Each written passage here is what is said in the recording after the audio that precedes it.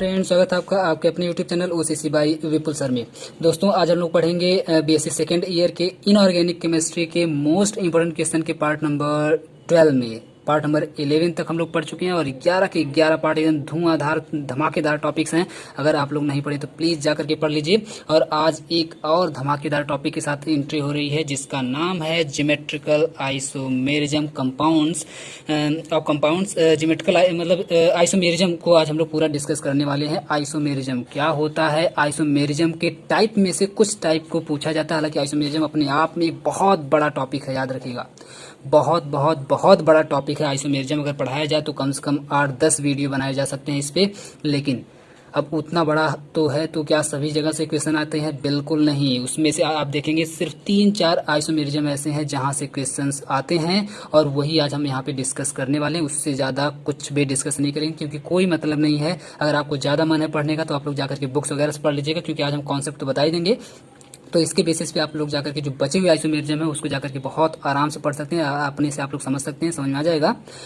जो एग्जाम में पूछे जाते हैं उनको आज हम लोग यहाँ पे डिस्कस करेंगे। एक चीज़ और हम आपको बता दें, बीएससी सेकेंड ईयर के लिए जनरली हम बना रहे हैं, लेकिन अगर आप क्लास 12 में है, क्लास 12 में आप लोग जानते हैं कि आपका कोऑर्डिनेशन कंपाउंड करके एक चैप्टर ही है पूरा इनऑर्गेनिक केमिस्ट्री में पहले पेपर में। तो उसमें ये पूरा का पूरा आइसोमेरिज्म आपको काम दे देगा अगर आप लोग क्लास 12 में है। तो अगर आप लोग IIT की तैयारी कर रहे हैं, अगर आप लोग नीट की तैयारी कर रहे हैं तो उसमें भी क्वेश्चन आइसोमेरिज्म से लगातार हर साल पूछे जाते हैं। बिलीव ना हो तो जाकर के उठा के नीट का पेपर देख लीजिए, आपको समझ में आ जाएगा। हम देखे हुए हैं इसलिए आपको हम बता रहे हैं, ठीक है। तो हर साल लगभग आइसोमेरिज्म से क्वेश्चंस आ ही जाते हैं और इन्हीं आइसोमेरिज्म से आते हैं जो आज हम आपको डिस्कस यहाँ पे करने वाले हैं, जिनके बारे में आज हम आपको बताने वाले हैं, ठीक है। तो प्लीज आप लोग अगर किसी भी क्लास में है, किसी चीज की भी तैयारी कर रहे हैं, अगर केमिस्ट्री पढ़ रहे हैं, केमिस्ट्री आपके सिलेबस में है, तो प्लीज आप लोग ये वीडियो आराम से देख सकते हैं, पढ़ सकते हैं, कोई दिक्कत नहीं होगी, ठीक है। तो चलिए फटाफट देख लेते हैं कि किस तरीके के क्वेश्चन आपके एग्जाम में अभी तक पूछे गए हैं। ये हम बीएससी सेकेंड ईयर और क्लास 12 का लेकर के चल रहे हैं। अगर आप लोग IIT और नीट की तैयारी कर रहे हैं तो आपको अभी इसी में पॉइंट्स मिल जाएंगे, बस धैर्य बना करके देखते रहिए वीडियो को, ठीक है। चलिए आ जाते हैं। Explain geometrical isomerism in coordination compounds with suitable example. ये आपसे पूछा हुआ 2013 और 18 में पूछा हुआ है। देखिए ज्योमेट्रिकल आइसोमेरिज्म को पूछा हुआ एग्जाम्पल के साथ, सीधी सी बात है, इतना याद रखिए आप लोग। दूसरे की अगर हम लोग बात करें तो लिंकेज आइसोमेरिज्म के ऊपर आपको टिप्पणी करने के लिए, शॉर्ट नोट लिखने के लिए पूछा हुआ 2018 में। राइट ऑल पॉसिबल आइसोमर्स, इसी तरीके के क्वेश्चंस कॉम्पिटिटिव एग्जाम्स में पूछे जाते हैं कि write down all possible isomers of COEN का ट्वाइस Cl2 और NO2 बाहर रहेगा, ठीक है। तो जैसे ये दे दिया, एक आपको एक कॉम्प्लेक्स दे दिया और इस कॉम्प्लेक्स के कितने पॉसिबल आइसोमर्स हो सकते हैं, मतलब इसमें कितने टाइप के आइसोमर्स पाए जा सकते हैं, वो आपसे पूछता है। तो ये आपका कॉम्पिटिटिव लेवल का हो जाता है, जो कि सिर्फ कॉम्पिटिटिव ही नहीं, बीएससी सेकेंड ईयर और क्लास 12 में भी इस तरीके के क्वेश्चन आ चुके हैं। और इसका नाम भी देना होता है कि इसका नाम क्या होगा, ठीक है। तो चलिए इसके बाद आपका name the type of isomerism shown by the following pairs, ठीक है। जो आपको अभी यहाँ पे कुछ पेयर्स प्रोवाइड कर देगा आपको क्वेश्चन में, ये भी आपका कॉम्पिटिटिव लेवल का है। देखिए जैसे एक पेयर यहाँ पे प्रोवाइड कर दिया है, एक पेयर यहाँ पे प्रोवाइड कर दिया। पेयर का मतलब है दो कंपाउंड, एक कंपाउंड ए, एक कंपाउंड ए, एक कंपाउंड ए, एक कंपाउंड ए। अब पूछ दिया दोनों में कौन से आइसोमेरिज्म है, उन दोनों आइसोमेरिज्म का नाम लिखिए। जैसे यहाँ पे पूछा था इसमें कितने आइसोमेरिज्म होंगे, सभी आइसोमेरिज्म का नाम लिख करके बताइए। तो उसी तरीके से यहाँ पर भी पूछ लेता है। तो इस तरीके के क्वेश्चन बनाए जा सकते हैं। एक और भी बना हुआ है आपका आयोनाइजेशन आइसोमेरिज्म, उसका भी हम दिखाएंगे थोड़ी देर बाद। पहले भी हम लोग आ जाते हैं सीधे आंसर पे। ज्योमेट्रिकल से स्टार्ट करते हैं, ज्योमेट्रिकल को डिस्कस करना स्टार्ट करते हैं। ज्योमेट्रिकल आइसोमेरिज्म क्या होता है? देखिए आइसोमेरिज्म का मतलब क्या होता है। आइसोमेरिज्म का मतलब सिर्फ एक वर्ड याद रखिए। आइसोमेरिज्म का मतलब सिर्फ एक वर्ड याद रखिए, जुड़वा। आप लोग जुड़वा जानते हैं ना, ट्विंस, जुड़वा। तो जुड़वा बिल्कुल आप लोग याद रखिए कि जो अगर कोई दो भाई हैं बिल्कुल एकदम जुड़वे हैं तो क्या दोनों को आप एक ही बोल देंगे? नहीं, दोनों का नाम अलग होगा, बस चेहरा बिल्कुल मिलता जुलता, देखने में आपको लगेगा बिल्कुल दोनों एक ही हैं। अगर आपके सामने पहला वाला ला दिया जाए, फिर थोड़ी देर बाद दूसरा वाला ला दिया जाए, तो आप लोग पहचान नहीं पाएंगे कि कौन सा पहला वाला था, कौन सा दूसरा वाला था। वही है कि दूसरा, ये आप लोग पहचान नहीं पाएंगे। लेकिन क्या दोनों बिल्कुल एक ही हैं? मतलब एक ही करने का मतलब क्या दोनों भाई दोनों तो अलग अलग होंगे ना। एक भाई ये है तो एक भाई ये होगा। दोनों की बॉडीज तो अलग अलग होंगी, बॉडी अलग अलग होंगी, उनकी उनकी जो आवाज है हो सकता है वो भी आवाज में मैच करे, लेकिन किसी किसी की नहीं मैच करती। थोड़ी बहुत तो डिफरेंस आएगा, आवाज में डिफरेंस आएगा, है ना। दोनों के बाल वगैरह में डिफरेंस आ सकता है। तो इस तरीके से मतलब थोड़ी बहुत तो डिफर करेगा ही करेगा। कुछ नहीं डिफर करेगा तो कम से कम दोनों की बॉडी तो अलग अलग रहेंगी। मान लीजिए ये दोनों आपस में जुड़वा हैं तो दोनों की बॉडी तो अलग अलग रहेगी ही रहेगी। तो इसलिए अब दोनों की बॉडी अलग अलग है तो दोनों को एक तो बोल नहीं सकते हैं, दोनों को दो बोलना पड़ेगा। इसको अलग बोलना पड़ेगा, इसको अलग बोलना पड़ेगा। तो इन दोनों को एक दूसरे का आइसोमर्स कहते हैं। इन दोनों को एक दूसरे का आइसोमर्स कहते हैं और उस तरह से हम लोग अपनी भाषा में जुड़वा बोलते हैं कि दोनों क्या हैं, जुड़वा हैं। जुड़वा का मतलब थोड़ा सा एक दूसरे से मिलते जुलते हैं, पता नहीं चलता है कि कौन सा पहला वाला है कौन सा दूसरा वाला है। ठीक है, तो जुड़वा आज हम लोग पढ़ने जा रहे हैं। जुड़वा वाला कॉन्सेप्ट, जुड़वा क्या होता है इसको आज हम लोग पढ़ेंगे। तो उसमें सबसे पहला जियोमेट्रिकल आइसोमेरिज्म पढ़ेंगे, यानी कि जियोमेट्रिकल जुड़वा वाला समझिए। ठीक है, देखिए इसी कॉन्सेप्ट को पूरा आइसोमेरिज्म बोला जाता है और जब दो कंपाउंड्स रहते हैं तो दोनों को एक दूसरे का आइसोमर बोला जाता है। ठीक है, और उसी पूरे फेनोमेनन को आइसोमेरिज्म बोला जाता है। अभी ये बात आपको आगे समझ में आ जाएगी। तो जो सबसे पहले टाइप का नाम है, आप लोग आइसोमेरिज्म समझ चुके हैं आइसोमेरिज्म क्या है। तो आइसोमेरिज्म के अंदर जो सबसे एक टाइप हमको जो पढ़ना है उसका नाम है जियोमेट्रिकल आइसोमेरिज्म। जियोमेट्रिकल टाइप का आइसोमेरिज्म, इसमें भी सिर्फ एक ट्रिक याद रखिए और उस ट्रिक का नाम है मामला कहाँ गड़बड़ हुआ। ठीक है, उस ट्रिक का नाम है मामला कहाँ गड़बड़ हुआ। आपको थोड़ा सा हो सकता है हंसी आ रही हो, लेकिन कोई बात नहीं, आनी भी चाहिए। लेकिन आपको 2 मिनट में समझ में आ जाएगा कि हम किस कॉन्सेप्ट से कैसे समझाने वाले हैं। तो उस कॉन्सेप्ट का नाम है मामला कहाँ गड़बड़ हुआ और नाम को देखते ही आपको तुरंत बता देना है कि मामला कहाँ गड़बड़ होने वाला है। ध्यान से सुनिएगा, नाम है जियोमेट्रिकल आइसोमेरिज्म। नाम क्या है, जियोमेट्रिकल आइसोमेरिज्म। तो तुरंत देखते ही आंख बंद करिए और स्माइल करते हुए बता दीजिए कि मामला गड़बड़ होगा ज्योमेट्री में। कहाँ गड़बड़ होगा, ज्योमेट्री में। कहाँ गड़बड़ होगा, ज्योमेट्री में गड़बड़ होगा। याद रख लीजिए, ज्योमेट्री में गड़बड़ होगा, क्योंकि इसका नाम ही है जियोमेट्रिकल आइसोमेरिज्म। आइसोमेरिज्म का मतलब समझिए मामला गड़बड़, आइसोमेरिज्म का मतलब समझिए मामला गड़बड़, क्योंकि दोनों जुड़वा है, आप पहचान नहीं पाएंगे तो मामला गड़बड़ होना ही होना है। तो जियोमेट्रिकल आइसोमेरिज्म है, इसका मतलब है कि ज्योमेट्री में मामला गड़बड़ होने वाला है, यानी ज्योमेट्री में कुछ गड़बड़ी होने वाली है। कैसे, अब आगे हम लोग आगे नीचे देखते हैं। They have same molecular formula. देखिए जितने भी आइसोमेरिज्म होंगे, जितने भी आइसोमर्स होंगे, सबका मॉलिकुलर फार्मूला तो बिल्कुल सेम होगा। जैसा कि हम आपको बोले हैं, मॉलिकुलर फार्मूला सेम होने का मतलब ये हुआ कि दोनों देखने में बिल्कुल सेम टू सेम लगेंगे। वही जुड़वा वाला कॉन्सेप्ट, दोनों देखने में बिल्कुल सेम टू सेम लगेंगे। ठीक है, तो उसको बोलते हैं सेम मॉलिकुलर फार्मूला होगा। एंड अगर आप देखेंगे तो and same structural formula. Structural formula यानी कि अगर उसकी स्ट्रक्चर पूरी बना दें आप, पूरी जैसे जितने भी कॉम्प्लेक्स अभी आपको ऊपर दिख रहे थे इनकी अगर स्ट्रक्चर बना दे तो स्ट्रक्चर भी आपको देखने में बिल्कुल सेम टू सेम लगेगी। अगर कोई स्क्वायर प्लेनर है तो स्क्वायर प्लेनर ही बनेगा, है ना। जैसे मान लीजिए पहला वाला अगर स्क्वायर प्लेनर है, दूसरा वाला भी स्क्वायर प्लेनर होगा। पहला वाला टेट्राहेड्रल है, दूसरा वाला भी टेट्राहेड्रल आपको लगेगा। पहला वाला अगर ऑक्टाहेड्रल है तो दूसरा वाला भी ऑक्टाहेड्रल लगेगा। मतलब स्ट्रक्चर में भी कोई बदलाव नहीं आएगा। स्ट्रक्चर का मतलब आप लोग समझ चुके होंगे, यानी कि लंबाई चौड़ाई मोटाई में भी आपको कोई डिफरेंस नहीं दिखेगा। इसके साथ साथ अगर हम लोग जुड़वा की बात करें, जो दो लोग जुड़वा होते हैं उनकी लंबाई चौड़ाई मोटाई में भी कोई डिफरेंस नहीं होता है और देखने में जो फेस की जो कटिंग होती है वो भी लगभग बिल्कुल सेम होती है, जिससे हम लोग पहचान नहीं पाते हैं। तो ये सेम कॉन्सेप्ट समझिए आइसोमेरिज्म में भी है, यानी कि इसका स्ट्रक्चरल फार्मूला और मॉलिकुलर फार्मूला सेम रहने वाला है। जितने भी आप लोग आइसोमेरिज्म पढ़ेंगे तो आइसोमेरिज्म आपको लिखने के लिए आ जाए तो सबसे पहली लाइन आपकी यही होनी चाहिए कि same molecular formula, same structural formula. Simple सी बात है, ठीक है। बट एक चीज तो कुछ ना कुछ तो डिफरेंट होगी, जैसा कि हम आपको बोले थे कुछ ना कुछ तो डिफरेंट होगा। और इसमें क्या डिफरेंट होने वाला है, कहाँ मामला गड़बड़ होने वाला है, तो आप लोग पहले ही समझ चुके हैं ज्योमेट्री में मामला गड़बड़ होने वाला है। But different arrangement the similar group around the central metal, यानी कि जब आप लोग उसकी स्ट्रक्चर बना देंगे तो स्ट्रक्चर बनाने के बाद बीच में आप लोग मेटल रखते हैं तो बीच में ये जो मेटल होगा इसके अराउंड में यहाँ पर जो लिगैंड होंगे उनका अरेंजमेंट गड़बड़ हो जाएगा। अरेंजमेंट गड़बड़ होने का मतलब उसकी ज्योमेट्री में मामला गड़बड़ हो रहा है और जब ज्योमेट्री में मामला गड़बड़ होगा तो ऐसे आइसोमेरिज्म को बोलते हैं ज्योमेट्रिकल आइसोमेरिज्म। इसमें 2 कॉन्सेप्ट हैं जो आप अगर तैयारी कर रहे हैं या आप में अगर ऑप्शनल क्वेश्चंस आते हैं तो आपको काम देंगे, या आप लोग IIT नीट की तैयारी कर रहे हैं तो उसमें आपको काम देंगे और यहीं से क्वेश्चंस वहाँ पे बनाए जाते हैं कॉम्पिटेटिव लेवल में। वो कौन से 2 पॉइंट्स हैं उनको देख लीजिए। जो सबसे पहला पॉइंट रहेगा, geometrical is not possible in tetrahedral. देखिए बहुत बड़ी बात हम आपको बताने जा रहे हैं कि अगर आपको टेट्राहेड्रल कहीं पर भी देखने के लिए मिल जाए, जो कंपाउंड आपको दिया जा रहा है वो अगर टेट्राहेड्रल है, अगर आपसे बोल दिया जाए कि ये कंपाउंड टेट्राहेड्रल है तो तुरंत कुछ मत सोचिए, सीधे बोल दीजिए इसमें ज्योमेट्रिकल आइसोमेरिज्म होगा ही नहीं। आप कोशिश ही मत करिए जानने की कि उसमें है कि नहीं है कि कैसे है, कुछ मत, सीधे बोल दीजिए नहीं होगा। सीधे बोल दीजिए नहीं होगा, पॉसिबल ही नहीं है, इम्पॉसिबल काम है। देखिए आप लोग बोलते हैं ना कि दुनिया में क्या नहीं पॉसिबल है, मतलब सब कुछ पॉसिबल है। तो ये देखिए हम आपको एक चीज़ बता रहे हैं जो इम्पॉसिबल है, नहीं हो सकता कि ज्योमेट्रिकल आइसोमेरिज्म टेट्राहेड्रल कॉम्प्लेक्स में नहीं हो सकता। क्यों नहीं, हम आपको इसका रीजन भी देने जा रहे हैं। Because in this geometry bond angle are same, that is 109 degree 28 minute.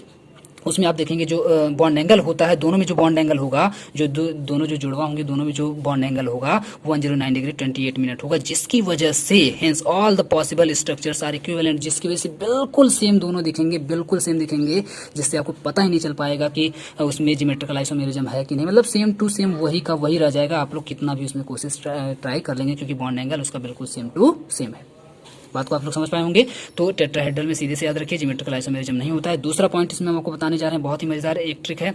In the square planar complex of MA4 type and MA3B type and MAB3 type is not represent the geometrical isomerism. जो square planar compound होते हैं, देखिए square planar कई type के होते हैं, जिसमें से कुछ टाइप हम आपको बता रहे हैं। जैसे M का मतलब यहाँ पे समझिए मेटल है, M का मतलब मेटल है, और A और B जो लिखे गए हैं, A और B आपके लिगेंड है, ठीक है। तो MA4 यानी कि M हो, और कोई जैसे आप मान लीजिए लिगेंड Cl को लेते हैं, Cl4 हो, तो MCl4 अगर हो यहाँ पे, तो इसमें ज्योमेट्रिकल आइसोमेरिज्म नहीं होगा। अगर वही MA3B टाइप का अगर हो, यानी कि A का मतलब यहाँ पे कोई मान लीजिए Cl है, तो यहाँ पे Br है, मतलब दो अलग अलग लिगेंड, A B का मतलब दो अलग अलग लिगेंड, और M का मतलब कोई एक मेटल। तो इस टाइप वाले कंपाउंड में भी आप देखेंगे ज्योमेट्रिकल आइसोमेरिज्म नहीं होगा। और अगर MAB3 टाइप का है, तब भी बात तो वही पड़ी है ना, दोनों लिगेंड में से किसी को भी 3 बना दीजिए, कोई फर्क नहीं पड़ता। लेकिन कुल मिला के आप देखेंगे 4 होगा। यहाँ पर अकेले ही 4 है, यहाँ पर 3 A है तो 1 A है, मिला के 4 हो गया। यहाँ पर 1 A है तो 3 A है, मिलकर के 4 हो गया। यानी कि इसमें ज्योमेट्रिकल, इस टाइप वाले में ज्योमेट्रिकल आइसोमेरिज्म नहीं होगा। बाकी और टाइप इन सभी को छोड़ करके बाकी और टाइप के जो स्क्वायर प्लेनर होते हैं, जैसे भी यहाँ पे कर दिए MA2B2 कर दिया जाए, होगा, फिर ज्योमेट्रिकल आइसोमेरिज्म होगा, ठीक है। अगर यहाँ पे अभी और कुछ इसमें बदलाव कर दिया जाए, तो बदलाव करने के बाद उसमें ज्योमेट्रिकल आइसोमेरिज्म हो जाएगा। बस इन तीनों को याद रखिएगा, इसमें ज्योमेट्रिकल आइसोमेरिज्म नहीं होता है। तो जो कॉम्पिटिटिव लेवल के जो क्वेश्चंस बनाए जाते हैं, वो इसी में से कोई एक उठा करके दे देगा, पूछेगा इसमें है कि नहीं है, तो आपको ही बताना पड़ता है। तो ये बिल्कुल आपको सेम टू सेम याद होना चाहिए। जिन लोगों को याद नहीं होगा, ये बिल्कुल एक फैक्ट है। जिसको ये फैक्ट याद नहीं होगा, वो उसमें क्या करेगा, उसको पूरा बनाने लगेगा, निकालने लगेगा, देखने लगेगा, फालतू में टाइम वेस्ट होगी, कोई मतलब नहीं निकलेगा, ठीक है। तो सीधे सीधे ये बात आपको याद रखनी चाहिए। आगे आते हैं। ज्योमेट्रिकल आइसोमेरिज्म की पूरी स्टोरी तो हम लोग सुन चुके हैं। अब पूरी स्टोरी में अब इसका एग्जांपल देख लेते हैं। जैसे मान लीजिए एक एग्जांपल आपको दे दिया PTNS3 का ट्वाइस और Cl2, एक आपके पास एग्जांपल है। अब इसमें आप बना करके दिखाइए कि क्या, कैसे और क्यों, कहाँ पर ज्योमेट्रिकल आइसोमेरिज्म है। तो मैं आपको बता दूं, इसमें ज्योमेट्रिकल आइसोमेरिज्म है, कैसे है, यहाँ पर देखिएगा। ज्योमेट्रिकल आइसोमेरिज्म में आप देखेंगे जनरली सिस फॉर्म और ट्रांसफॉर्म बनता है। सिस और ट्रांस क्या अभी हम आपको समझाने की कोशिश कर रहे हैं। इसके अगर स्ट्रक्चर बनाने की अगर हम लोग कोशिश करें, तो स्ट्रक्चर बनाने में आप देख पा रहे हैं, देखिए ये भी आपका स्क्वायर प्लेनर है। हम आपको बोले ना, ये देखिए A2 हो जाएगा, ये आपका B2 हो जाएगा। दो टाइप के लिगेंड है, तो A2 और B2 हो जाएगा, MA2B2 हो जाएगा। देखिए इसमें ज्योमेट्रिकल आइसोमेरिज्म पाया जा रहा है। जबकि अभी आप देखिए स्क्वायर प्लेनर में जो 3 टाइप बाकी के थे, उसमें ज्योमेट्रिकल आइसोमेरिज्म नहीं पाया जा रहा था। तो ये आपका स्क्वायर प्लेनर वाला ही है। तो इसमें अगर हम लोग ध्यान से देखें, तो उसकी स्ट्रक्चर इस तरीके से बन सकती है कि ये जो दोनों NS3 है, दोनों को हम लोग एक साइड लिख दें, और ये जो दोनों Cl2 है, दोनों को हम लोग एक साइड लिख दें। एक जो दूसरी स्ट्रक्चर बन सकती है कि दोनों NS3 को एक दूसरे के आमने सामने लिख दें, और दोनों Cl2 को एक दूसरे के आमने सामने लिख दें। बाकी जो आपका जो मेटल है, वो मेटल तो बीच में रहेगा ही रहेगा। तो 2 तरह की स्ट्रक्चर यहाँ पे बन सकती है।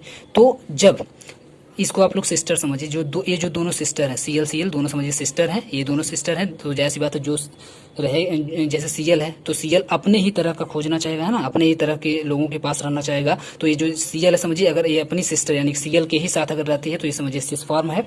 ये भी NS3 सिस्टर, यानी कि दोनों आप देख पा रहे हैं सिस्टर है, यानी कि दोनों बिल्कुल सेम देखने में लग रही हैं। तो इसको बोलते हैं जनरली सिस फॉर्म, यानी जब दोनों सिस्टर एक एक तरफ हों, तो उसको बोला जाएगा सिस फॉर्म। इस तरीके से आपका ट्रिक है, याद रख लीजिएगा। यानी कि दोनों जब लिगेंड दो जो लिगेंड है, वो एक एक साइड हो, अपनी अपनी साइड हो, तो उसको बोला जाएगा सिस फॉर्म। जब वो एक दूसरे के आमने सामने आ जाएं, तो आमने सामने आने की कंडीशन में उसका नाम बदल करके हो जाता है ट्रांसफॉर्म।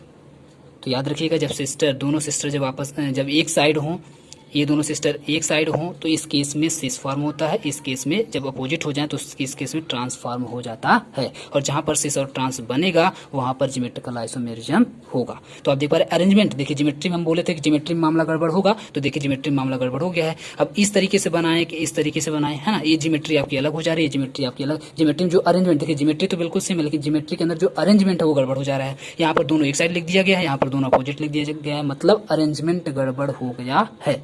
ज्योमेट्री के अंदर अरेंजमेंट गड़बड़ हो गया है। तो इसमें ज्योमेट्रिकल आइसोमेरिज्म होगा। उम्मीद करते हैं आपको समझ आ गया होगा। थोड़ा सा हम फास्ट चलेंगे क्योंकि अब पूरा कॉन्सेप्ट हम आपको समझा चुके हैं। दूसरे का नाम है लिंकेज आइसोमेरिज्म, और लिंकेज आइसोमेरिज्म नाम से ही क्लियर है। हम आपको बताए थे कि नाम सुनिए और बोल दीजिए कहाँ मामला गड़बड़ है। तो मामला कहाँ गड़बड़ है?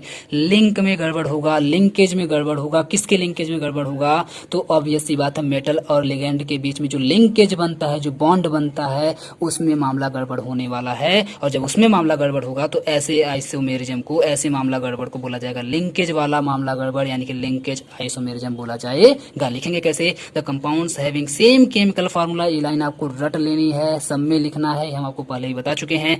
But different atom of the ligand coordinating to the metal, then this type of isomerism are called linkage isomerism. इसका कहने का मतलब क्या हुआ? लेकिन जो कोऑर्डिनेटिंग लिगेंड होंगे, यानी जो लिगेंड जो बॉन्ड बना रहे हैं, उसमें मामला गड़बड़ होगा, क्योंकि लिंकेज है, यानी कि लिगेंड ही तो लिंक बनाते हैं, लिगेंड ही तो अपना लोन पेयर डोनेट करके बॉन्ड बनाते हैं। तो मतलब लिगेंड जो कोऑर्डिनेट कर रहे हैं अपने लोन पेयर को, किसको? मेटल को, इसमें जब मामला गड़बड़ हो जाता है तो ऐसे आइसोमेरिज्म को बोला जाता है लिंकेज आइसोमेरिज्म। देखिए डिफरेंट लिखा है, but different atom of the ligand coordinating to the metal is called linkage isomerism.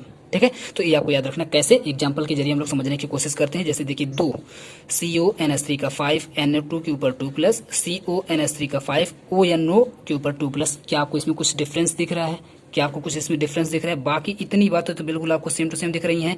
ए भी NO2 है, ए भी NO2 है। देखिए NO2 है ना, 2 बार वो है तो NO2 इसको भी बोल सकते हैं। लेकिन देखिए सब कुछ बिल्कुल सेम होने के बाद भी यहाँ पे मामला गड़बड़ कहाँ हो रहा है? मामला गड़बड़ यहाँ पे हो रहा है जब NO2 लिखा हुआ है, तो इसका मतलब इसमें जो डोनेट करने वाला है, जो कोऑर्डिनेटिंग बॉन्ड जो बना रहा है डोनेट करके अपना लोन पेयर, वो N बना रहा है। NO2 में से कौन सा एटम बना रहा है? तो आपका N बना रहा है, यानी कि N यहाँ पे नाइट्रोजन यहाँ पे अपना लोन पेयर डोनेट कर रहा है। जबकि इस वाले में आप देखेंगे तो ऑक्सीजन डोनेट कर रहा है, इसलिए ऑक्सीजन को पहले लिखा गया है। आप समझ पाए होंगे कि यहाँ पर जो लिंक बनाने वाला है वो है नाइट्रोजन, जबकि यहाँ पर जो लिंक बनाने वाला है वो आपका हो जा रहा है ऑक्सीजन, क्योंकि लिंकेज में गड़बड़ी हुई है। यहाँ पे नाइट्रोजन बना रहा था, यहाँ पे ऑक्सीजन बना रहा है, जबकि दोनों देखने में बिल्कुल सेम टू सेम लग रहे हैं, सेम टू सेम चीजें लिखी गई हैं दोनों के अंदर, लेकिन लिंकेज में मामला गड़बड़ हो रहा है। यहाँ पे नाइट्रोजन, यहाँ पे ऑक्सीजन बना रहा है, तो ऐसे आइसोमेरिज्म को लिंकेज आइसोमेरिज्म बोला जाएगा। बात को आप लोग समझ पाए होंगे। अब आते हैं नेक्स्ट पे। देखिए 2 इंपॉर्टेंट टाइप हम लोग पढ़ लिए, एक आपका ज्योमेट्रिकल जो बार बार आपसे पूछा जाता है, एक आपका लिंकेज जो आपसे बार बार पूछा जाता है। एक और टाइप हम लोग पढ़ने जा रहे हैं जिसका नाम हम शुरू में लिए हुए थे, उसका नाम क्या है? Ionisation isomerism. आयोनाइजेशन आइसोमेरिज्म ये आपसे पूछा जाता है कि ये भी टाइप है। एक और अभी हम टाइप आपको डिस्कस करेंगे, पहले इसको देख लेते हैं। Name the type of isomerism exhibited by the following pairs of the complex. देखिए पेयर आपको दे देगा, ये 2 पेयर आपको दे दिया है, और इसमें पूछा है कौन सा नाम लिखिए उस आइसोमेरिज्म का, उस गड़बड़ी का नाम लिखिए जो गड़बड़ी यहाँ पे हो रही है, उस गड़बड़ी का नाम लिखिए जो गड़बड़ी यहाँ पे हो रही है। तो इसको पढ़ने से पहले आपको पढ़ना पड़ेगा, क्योंकि इसमें जो गड़बड़ी हो रही है उस गड़बड़ी का नाम है आयोनाइजेशन आइसोमेरिज्म। तो आपको इसके पहले आयोनाइजेशन आइसोमेरिज्म पढ़ना पड़ेगा। क्या है आयोनाइजेशन आइसोमेरिज्म? इसको पहले पढ़ लेते हैं, इसके बाद हम लोग आते हैं एग्जाम्पल पर। तो आयोनाइजेशन आइसोमेरिज्म जो आपका होता है वो compound having same molecular formula, ये बात आपको बिल्कुल एकदम लिख देनी है, हमेशा लिखनी है, याद कर लेना है। ये तो एकदम बिल्कुल फिक्स्ड है, कांस्टेंट है, इतना आपको लिखना ही लिखना है। But different ion into the solution are called ionization isomer and this phenomenon is known as ionization isomerism. ध्यान से सुनिएगा, मॉलिक्यूलर फार्मूला तो बिल्कुल सेम रहेगा, ये आपको बात समझ में आ गई होगी, लेकिन हम आपको शुरू में बताया था कि नाम सुनते ही आप लोग तुरंत बता दीजिए मामला कहाँ गड़बड़ होगा। ये ट्रिक है बिल्कुल। मामला कहाँ गड़बड़ होगा? तो मामला गड़बड़ होगा आयन में, क्योंकि यहाँ पे आपको आयन दिख रहा है, इसका मतलब आयन में गड़बड़ी होने वाली है। और जब आयन में गड़बड़ी होगी तो ऐसे आइसोमेरिज्म को आयोनाइजेशन आइसोमेरिज्म बोला जाएगा। देखिए ion into the different ion into the solutions, यानी कि जो आयन्स होंगे वो डिफरेंट हो जाएंगे। जो 2 आपको दिया जा रहा है, इसमें जो आयन्स होंगे वो डिफरेंट हो जाएंगे, जिसकी वजह से उसमें आयोनाइजेशन आइसोमेरिज्म आ जाएगा। कैसे? हम आपको इसी एग्जाम्पल में समझाने की कोशिश करते हैं। ये देखिए CONH3 का 5 दिया है, SO4 दिया है, और बाहर आपका Br है। ध्यान से सुनिएगा, यहाँ पर भी CONH3 का 5 है, अंदर Br कर दिया और बाहर कर दिया SO4। मतलब ये जो SO4 अभी यहाँ पे अंदर था, इसको कर दिया यहाँ पे बाहर, और जो Br जो भी बाहर था Br को कर दिया अंदर। आप बताइए क्या दोनों में कोई डिफरेंस है? जितनी एक कोबाल्ट इसमें, 5 NH3 इसमें, 5 NH3 इसमें, एक SO4 इसमें, एक SO4 इसमें, एक Br इसमें, एक Br इसमें, क्या कोई दिक्कत आ रही है? कोई दिक्कत नहीं आ रही, बिल्कुल सब कुछ सेम टू सेम है। लेकिन फिर भी इसमें आइसोमेरिज्म क्यों पाया जा रहा है? क्योंकि एक गड़बड़ी तो हुई है, और वो गड़बड़ी कौन सी है? वो है आयन में। आयन में गड़बड़ी कैसे हुई है? क्योंकि यहाँ पर SO4 अंदर है और यहाँ पर SO4 बाहर है, यहाँ पे Br बाहर है, यहाँ पे Br अंदर है। तो इससे क्या फ़र्क पड़ता है? इसमें तो कोऑर्डिनेशन वाला कोऑर्डिनेशन आइसोमेरिज्म होना चाहिए। जी हाँ, इसमें कोऑर्डिनेशन आइसोमेरिज्म भी होगा, लेकिन अभी जो इसमें होगा, क्योंकि यहाँ पे आयन को लेकर के दिखाना है, तो आयन को अगर आप लोग देखें तो यहाँ पे Br के ऊपर आप लोग जानते हैं कितना माइनस होता है? Br के ऊपर एक माइनस, तो इसका मतलब इस पूरे कॉम्प्लेक्स के ऊपर यहाँ पे कितना प्लस होगा? एक प्लस होगा, तभी तो सेटिस्फाइड होगा। एक माइनस एक प्लस कटेगा तो ये आपका एक कॉम्प्लेक्स बन जाएगा। तो आप लोग समझ पाए होंगे कि Br के ऊपर यहाँ पे एक माइनस, तो कॉम्प्लेक्स के ऊपर कितना प्लस? एक प्लस आ रहा है। अभी यहाँ पे आप लोग देख पा रहे होंगे कि SO4 के ऊपर आप लोग जानते हैं कितना माइनस होता है? 2 माइनस होता है। SO4 के ऊपर हमेशा 2 माइनस होता है। इसका मतलब है कि इस पूरे कॉम्प्लेक्स के ऊपर कितना प्लस आ जाएगा? 2 प्लस आ जाएगा, 2 प्लस आ जाएगा। तो आप लोग देख पा रहे हैं आयन में गड़बड़ी हो रही है कि नहीं हो रही है? यहाँ पे एक आयन था, जबकि यहाँ पे 2 आयन हो जा रहा है। यहाँ पर एक प्लस था, यहाँ पर 2 प्लस हो जा रहा है। इसका मतलब आयन में गड़बड़ी हुई है, और जब आयन में गड़बड़ी हो जाए तो ऐसे आइसोमेरिज्म को बोला जाता है आयोनाइजेशन आइसोमेरिज्म। इसमें एक और आइसोमेरिज्म आप लोग घुसा सकते हैं, उस आइसोमेरिज्म का नाम होता है कोऑर्डिनेशन आइसोमेरिज्म। इसके अंदर कोऑर्डिनेशन आइसोमेरिज्म भी हो सकता है। कैसे हो सकता है अभी हम आपको आगे समझाने चल रहे हैं। अब हम पहले आपको कोऑर्डिनेशन आइसोमेरिज्म पढ़ा देते हैं, इसके बाद आते हैं जो नेक्स्ट क्वेश्चंस हैं उस पे। तो कोऑर्डिनेशन आइसोमेरिज्म क्या होता है पहले ध्यान से समझ लीजिए। They have same chemical composition. देखिए केमिकल फॉर्मूला लिखिए चाहे केमिकल कंपोजिशन लिखिए, बात वही है। तो ये लाइन बिल्कुल फिक्स है, आप लोग जानते हैं। बट यहाँ से मामला गड़बड़ होता है। But different ligand into 2 coordination sphere are called coordination isomer and this phenomenon is called coordination isomerism. देखिए जो हम लोग का ट्रिक था, पहले उससे हम लोग समझने की कोशिश करते हैं। हम लोग का ट्रिक क्या था? मामला कहाँ गड़बड़ हुआ। तो मामला कहाँ गड़बड़ होगा, नाम को देखते ही आपको बता देना है कि कोऑर्डिनेशन आइसोमेरिज्म है, कोऑर्डिनेशन वाला मामला गड़बड़ है। इसका मतलब ये हुआ कि कोऑर्डिनेशन में, कोऑर्डिनेशन का मतलब होता है कोऑर्डिनेशन बॉन्ड जो बनाया जाता है, एरो वाला बॉन्ड जो आप लोग जानते हैं ना, ऐसे बनता है। तो कोऑर्डिनेशन बॉन्ड जहाँ पे बनता है, यानी कोऑर्डिनेशन बॉन्ड में अगर गड़बड़ी आएगी, पहले पता चला कोई और कोऑर्डिनेट कर रहा था और थोड़ी देर बाद आकर कोई और कोऑर्डिनेट करने लगे, तो वहाँ पे मामला गड़बड़ हो जाएगा। वहाँ पे मामला क्या हो जाएगा? गड़बड़ हो जाएगा।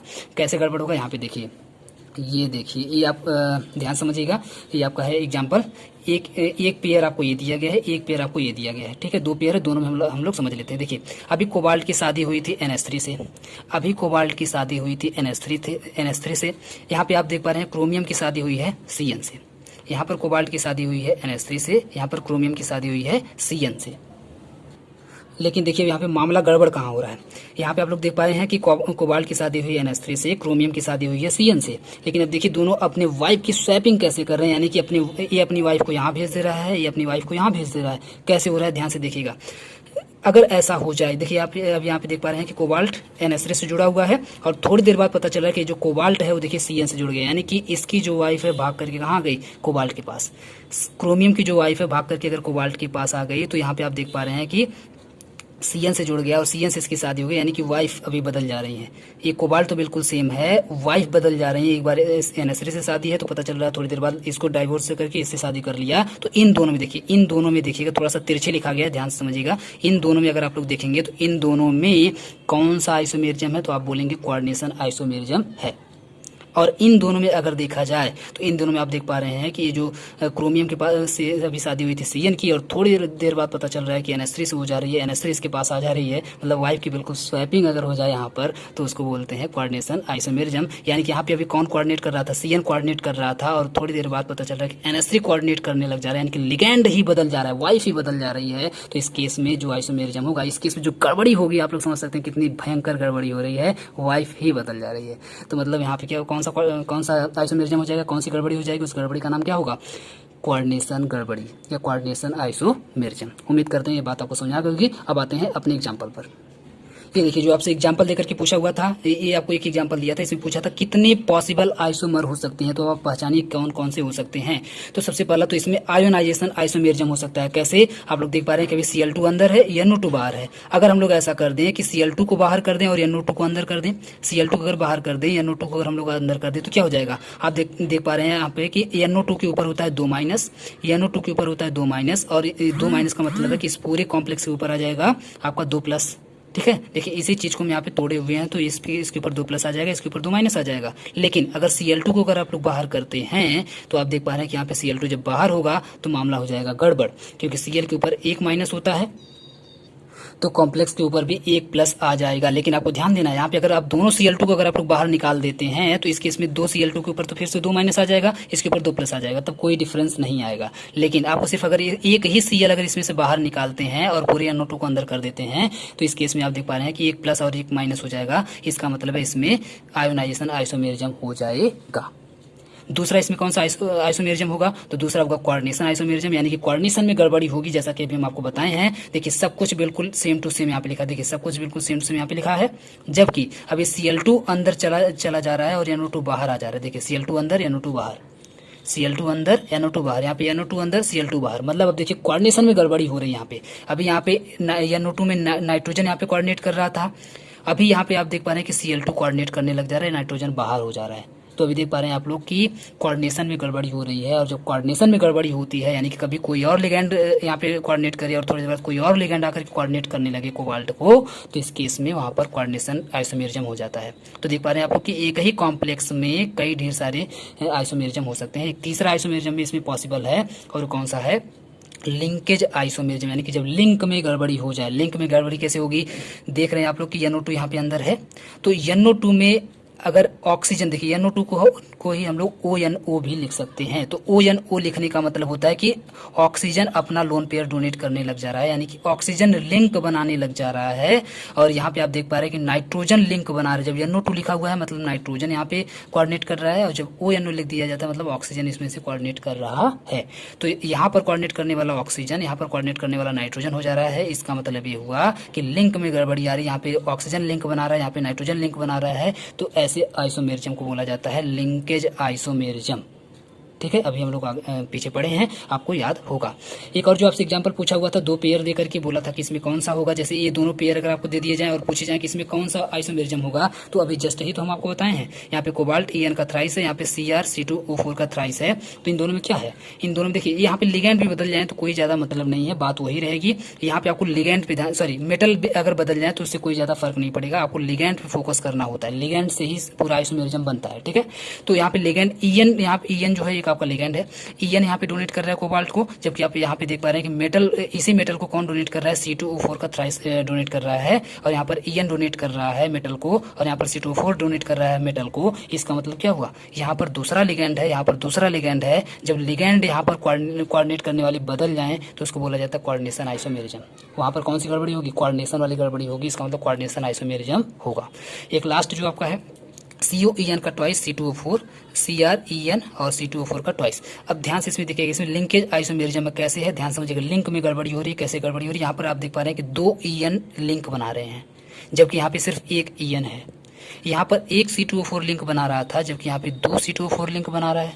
इसका मतलब आप लोग समझ पाएंगे कि लिंक में गड़बड़ी हो रही है, और जब लिंक में गड़बड़ी होगी तो यहाँ पे कौन सा आइसोमेरिज्म हो जाएगा, लिंकेज आइसोमेरिज्म हो जाएगा। तो उम्मीद करते हैं ये बात आप लोग पूरा का पूरा कॉन्सेप्ट आप लोग समझ पाए होंगे। पूरा का पूरा आइसोमेरिज्म आपका यहाँ पे खत्म हो चुका है। जितने भी इंपॉर्टेंट थे, जितने भी पूछे जाते हैं, सब एकदम खत्म है। तो उम्मीद करते हैं पूरा बेहतर तरीके से आपको समझ आया होगा। जो ट्रिक है वो भी आपको समझ आया होगा, अच्छे तरीके से आपको याद हो गया होगा। अगर ऐसा है, बिल्कुल आपको अच्छा लगा है, मजा आया पढ़ करके, तो प्लीज़ वीडियो को लाइक करिए, अपने सभी क्लासमेट्स में शेयर करिए। पूरा वीडियो देखने के लिए बहुत बहुत धन्यवाद।